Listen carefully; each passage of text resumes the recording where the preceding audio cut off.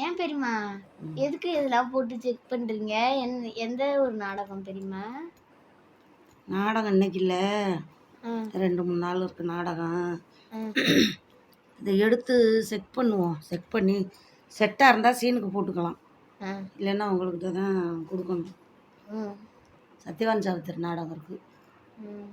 ஆமாம், அதுக்காக செட் பண்ணிகிட்டு இருக்கேன், நல்லா இருக்குதான்ட்டு. நீங்க ஏன் மதுரை பக்கமே நாடகத்துக்கு போக மாட்டீங்க? மதுரை பக்கம் நாடகம்னா 4-5 வருஷம் இருக்கும். அங்கே தான் காலண்டர் போட்டு 10-20 வருஷமாக ஆடிக்கிட்டு இருந்தேன், சங்கத்துக்கு பணம் கட்டி.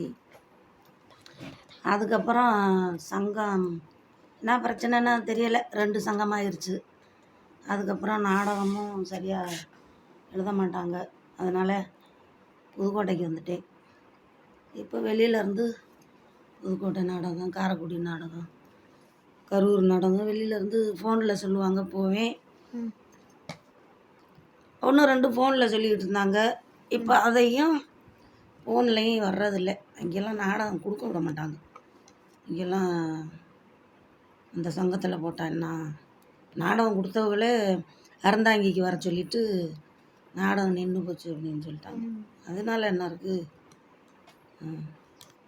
என்ன அவங்க மட்டும் நல்லா இருக்கா, நம்ம மட்டும் என்ன நல்லா நாசமாக போயிட்டோம்? நல்லா தான் இருக்கிறோம், யாரும் கவலைப்படா. நான் நல்லா இருப்பேன், நல்லாவும் இருக்கேன், ஒன்றும் பிரச்சனை இல்லை. நல்லா இருக்குல்ல, சீனுக்காகத்தான் எடுத்தேன். அதில் வந்து மதுரை நாடகத்துக்கு என்னென்னா, முத்துராமலிங்கம் பாட்டு வாங்கி அவரெல்லாம் இருக்கு, நம்ம உயிர் இருக்கிற வரைக்கும் வணங்கணும்.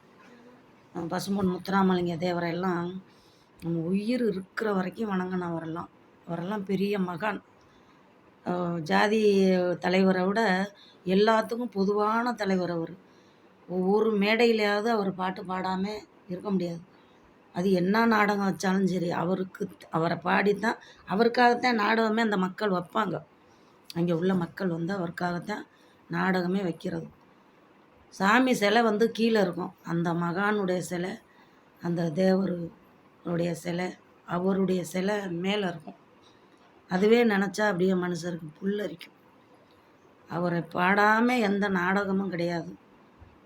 ஆமாம், அவரெல்லாம் முதல்வராக ஆண்டிருந்தாருன்னா இன்னும் இந்த நாட்டுக்கு இன்னும் நல்லா சிறப்பாக இருந்திருக்கும். முதலமைச்சராக இருந்திருக்கணும் அவர். அந்த மாதிரி காலகட்டங்கள் எல்லாம் குடும்பத்தை தன்னுடைய வாழ்க்கையை கெடுத்து பெரிய ஞானியாக இருந்து அவ்வளவு நாட்டுக்காக வாய்ப்பூட்டு சட்டம் போடும்போது வெள்ளைக்காரங்களெல்லாம் எதிர்த்து நின்று ஜெயிலுக்கெல்லாம் போய் அவ்வளவு தான் அவர் வாழ்ந்து காட்டியிருக்காரு. இன்றைக்கி பெரிய பெரிய புஸ்தகங்கள் எல்லாம் அவருடைய வாழ்க்கை வரலாறு இடம்பெற்றுக்கிட்டு இருக்குது, நம்ம பார்த்துக்கிட்டு இருக்கிறோம். அப்பேற்பட்ட மகான் அவரெல்லாம் எல்லா மேடையிலையுமே எந்த ஊரில் பாடக்கூடாதுன்னு சொன்னாங்கன்னா நான் கேட்டுக்கிடுவேன். வந்து கட்சி தலைவர் பாட்டெல்லாம் பாடாதீங்கம்மா, பிரச்சனை வரும் அப்படின்னா நான் பாட மாட்டேன். இல்லைன்னா கேட்டுக்கிட்டாவது அவர் பாட்டை நான் எந்த மேடையிலையும் பாடாமல் நான் இருக்க மாட்டேன். என்றைக்கும் பசும்பொன் முத்துராமலிங்க தேவருடைய பாட்டை பாடாமல் இருக்கும். அவங்க அம்மா அப்பா பேர் தெரியுமா? உக்கிரபாண்டி தேவர்.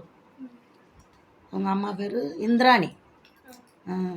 இடைச்சூர் முருகேசன் இருக்கும்போது எல்லா மேடையிலையும் அவங்களுடைய பாட்டை பாடுவோம். அவ்வளோ மதிப்பாங்க, அன்பளிப்பு கொடுப்பாங்க அந்த மக்கள். இந்த தேவர்குல சமுதாயத்தை என்றைக்குமே மறக்கவே முடியாது. நம்ம மக்களே வணக்கம்.